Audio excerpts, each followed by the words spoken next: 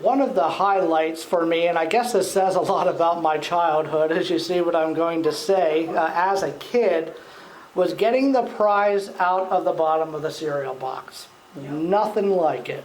It is a shame today when you can walk into a grocery store, you walk down the cereal aisle, and you're hard-pressed to find a company anymore willing to put a cheap little piece of plastic in a box. I don't get it. If you asked me... You gotta sing for it. Yeah, don't get me started. Well, I'm going to get started here. They're depriving an entire generation of kids the excitement of tearing into that box, reaching into the bottom of the sugary clusters to find out which one you got. Searching for that missing toy that you had your heart on, because they put it on the front of the box there, so you know what you're going, something like what you're going to get. Let's say it's like plastic figures from the Mickey Mouse show, something like that. And as always happens, okay, you're going to collect all of these. And you already got 3 Minnie Mouse, you got 3 Donald Duck, and you got 3 with Goofy. But you haven't pulled the Mickey Mouse yet. He's the star of the show. He's the guy they put on the front of the box to get you to buy it in the first place. He would complete your collection. And like I said, he's the most popular guy.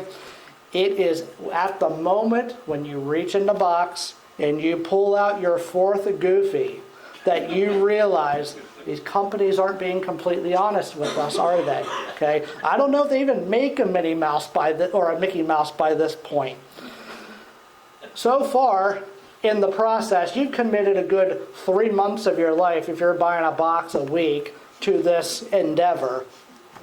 But when you're just about to give up on it, like a true gambler, you're planning your next trip, and the next one's going to be the Mickey, and you're waiting to go to the store, go into the cereal aisle, do eeny, meeny, miny, mo among all the boxes, because that's how you get the Mickey, and then you're going to have to settle for eating honeycomb for the 11th week in a row. Well, it's finally going to make all those months worth it when you get that Mickey. Not only did they package cartoon characters and figures, they had decoder rings and stuff like that, these little red plastic glasses that you would hold over something to decode a message. Well, the cereal boxes aside, you ever wish you had a decoder ring for life? That would be something. If you had some kind of a filter to run what everyone said through here and determine what's really true and what isn't. Well, in this passage this morning, we'll see how King David, he had to put up with people cursing him, telling lies about him as he's fleeing from Jerusalem. And I'm sure he wished he had some kind of a decoder ring for life to block out all the nonsense. And not only are lies being spewed against David, but to add insult to injury, they're just kicking him while he's down. He finds he's the king, but he has to leave where he's at while his own son is trying to overthrow him and get the throne. He's losing support for the people that he is governing, and it's just a bad situation all around. So we'll look at a passage in 2 Samuel 16 this morning, and we'll read from verse 5 to verse 14. It says, as King David approached Bahurim, a man from the same clan as Saul's family came out from there. His name was Shimei, son of Gera, and he cursed as he came out. He pelted David and all the king's officials with stones, though all the troops and the special guard were on David's right and left. As he cursed, Shimei said, get out, you murderer, you scoundrel. The Lord has repaid you for all the blood you shed in the household of Saul, in whose place you have reigned. The Lord has given the kingdom into the hands of your son Absalom. You have come to ruin because you are a murderer. Then Abishai, son of Zeruiah, said to the king, "Why should this dead dog curse my lord the king? Let me go over and cut off his head." But the king said, "What does this have to do with you, you sons of Zeruiah? If he is cursing because the Lord said to him, 'Curse David,' who can ask, 'Why do you do this?'" Then David said to Abishai and all his officials, "My son, my own flesh and blood is trying to kill me. How much more then this Benjamite? Leave him alone, let him curse, for the Lord has told him to. It may be that the Lord will look upon my misery and restore to me his covenant blessing instead of his curse today." So David and his men continued along the road while Shimei was going along the hillside opposite him, cursing as he went and throwing stones at him and showering him with dirt. The king and all the people with him arrived at their destination exhausted, and there he refreshed himself. May the Lord's blessing be added to the reading and hearing of his holy word. David certainly wouldn't be the only person who was ever kicked when he didn't deserve it. Fast forward roughly 1,000 years from this time, and something very similar would happen to Jesus shortly before he was crucified. Just like David, Jesus was mocked, made fun of, abused.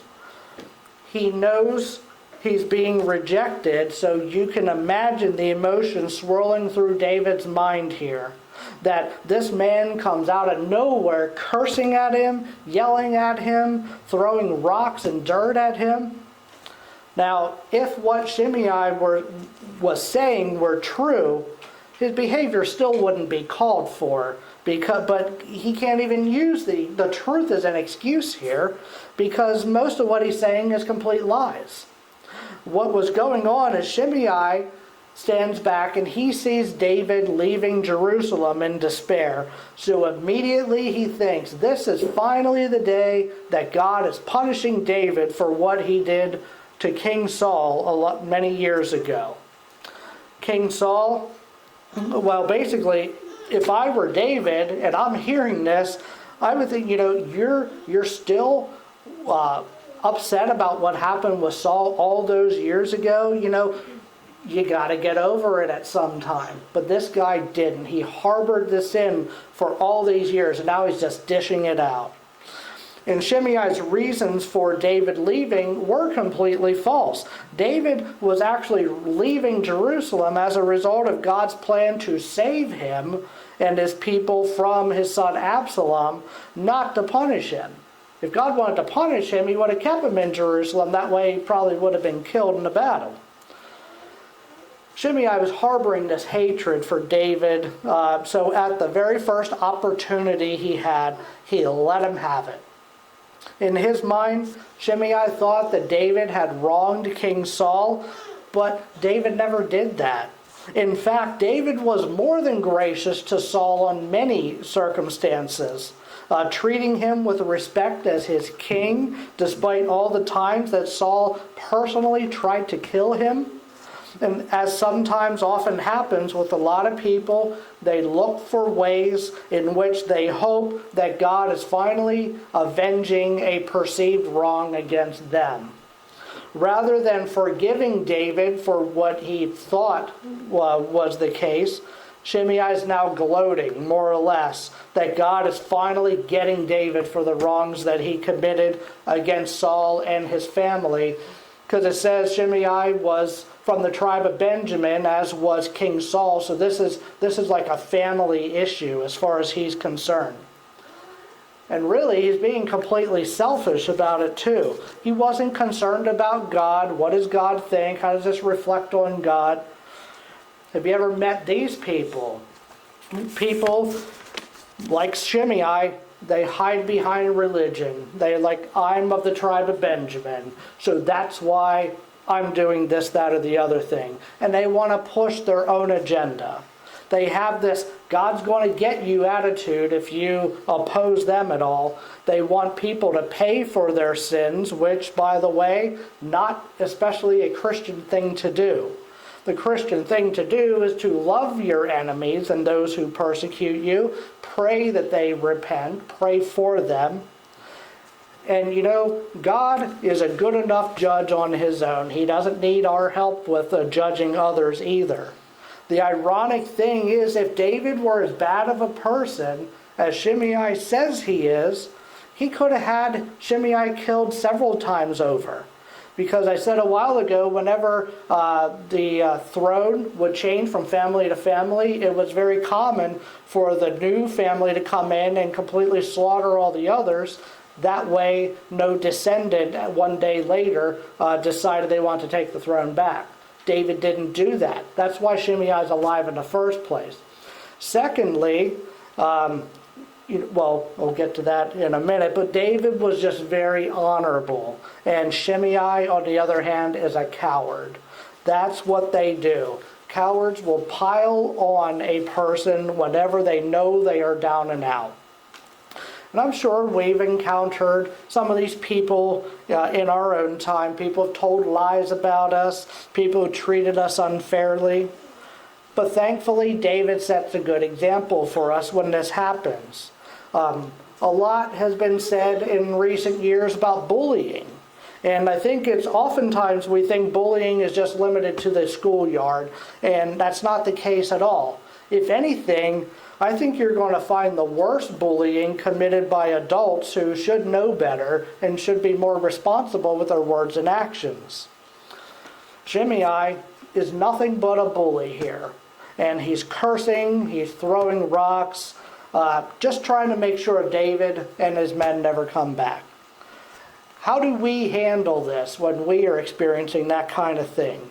Well, what do we do when our children encounter bullies at school? Well, a couple things we don't do. We don't act like David's counselor Abishai, who told him, hey, let me go cut his head off.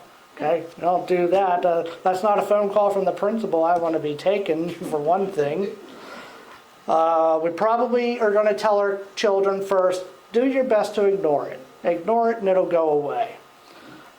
Maybe David takes a page out of that book as he does his best he can to take the high road and act with dignity and basically ignore it. He knows what Shimei is doing. He's just trying to get under his skin and irritate him, kick him when he's down, so David isn't going to stoop to that level. The way that Shimei acted, it just looks foolish. Just like it did when people were attacking Jesus. Which again, in the life of David, so often when you read through these passages, look for pictures of Jesus in here somewhere, because they're constantly popping up, and this is yet another place. In Mark 15, near the end of Jesus' life, it says the chief priest and the whole Sanhedrin were looking for evidence against Jesus so they could put him to death, but they did not find any. Many testified falsely against him, but their statements did not agree. Now that's what Mark, that's his story. That's the human perspective here. But David looks for a spiritual reason behind this as well. And he looks for a spiritual way to reestablish himself on the throne. In verse 12, it says, David says, it may be that my Lord will look upon my misery and restore me to his covenant blessing instead of his curse today. This is the decoder ring that David has been looking for. He's looking for something that's going to allow him to see past all the curses and the lies and the rocks being pelted and all that. Trying to see God's purpose and God's perspective is our decoder ring for the Christian life. And the last point this morning is that through Shimei, the enemy's just trying to distract David from the real issues. See, David needed a plan to try to retain the throne. Then Shimei comes along out of the blue, makes the process extremely difficult for David. Whereas David could have been discussing this plan with his advisors along the way while they're walking, he probably couldn't do that very well, being shouted at and cursed and blocking rocks and stones. It can even happen in the church. We expect the church to be assaulted by outside forces. That comes with the territory. We know that right off the bat. But what about attacks from inside the church? Personal ego is one of the biggest obstacles in the way of the church accomplishing its mission. Some people don't get along well with others. They just don't, and I don't know why. And that's sort of what we see with David's advisor Abishai here, when he says, I'll cut off the head of my enemy. No, David stops him there. You don't do that. Then, in the church, if we're finally able to organize everyone with the same vision, then the question is, how do we carry out this vision? Well, this person has this way, this person has other thoughts, and a third person has a different way to do it. What I like to say, this is church, it is not Burger King. We don't do it your way. We do it God's way, okay? Or Wendy's there. But I think it's actually can work to our advantage to if we have a small congregation like this. It can be a benefit. Everyone wants to be the biggest, guys go to seminary and you're going to be a pastor and you're going to save the world and, I'm going to run the biggest mega church there is. But if God ordained that we remain small, I don't think it's a bad thing. I think that it is possible for a church to get so large that you lose sight of your vision. Whenever the bigger you get, you have more individual natures possibly clashing together. What happens is people by nature just want to break into smaller units with people like-minded.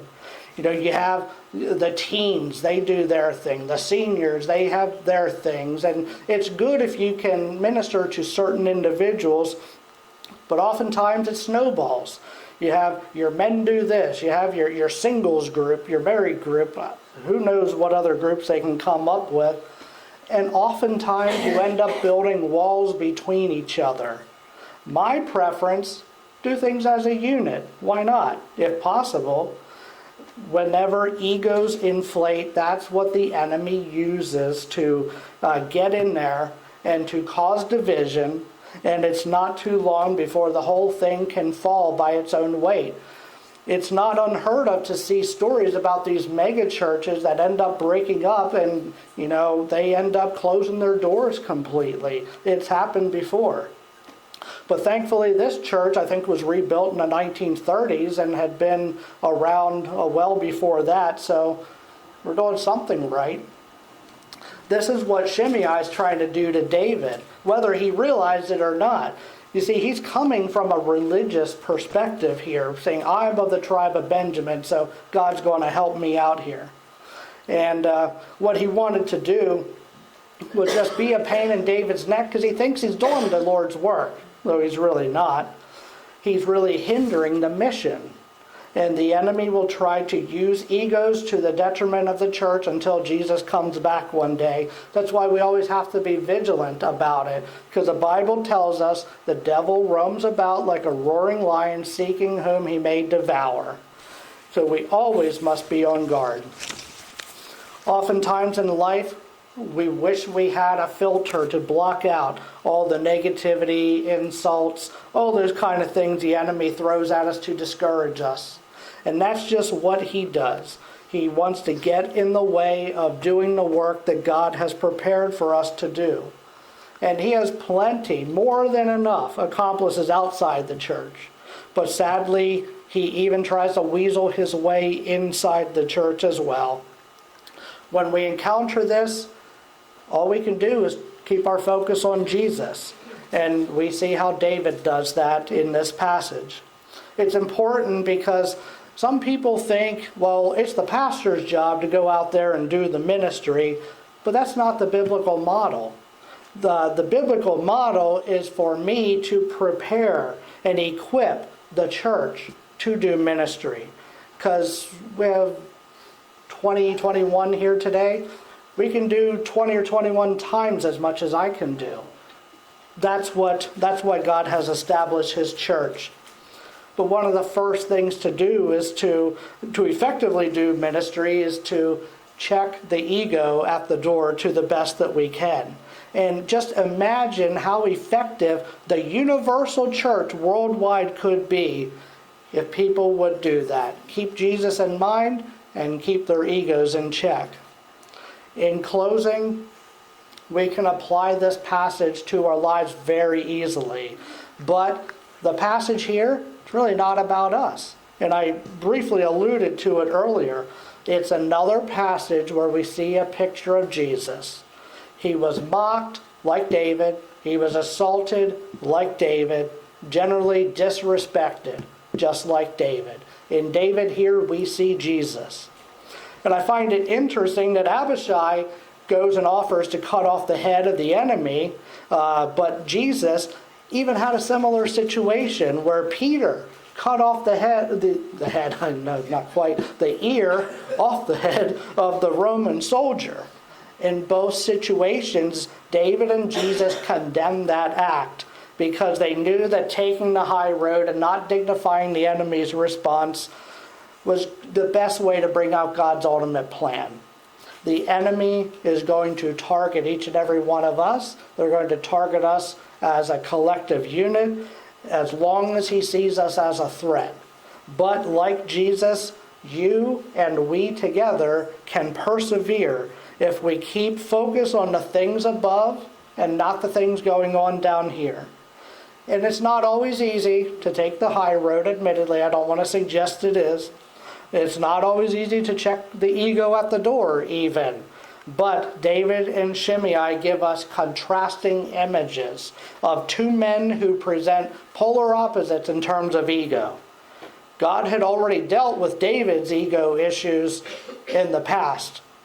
And we see how that changed his life for the better so he could respond in an appropriate way whenever this opportunity or this situation presented itself. May it also be said of us that whenever we fall, we can get back up again, we can focus on God, keep our focus on things up above, and ultimately doing His will. Let's bow our heads and have a word of prayer.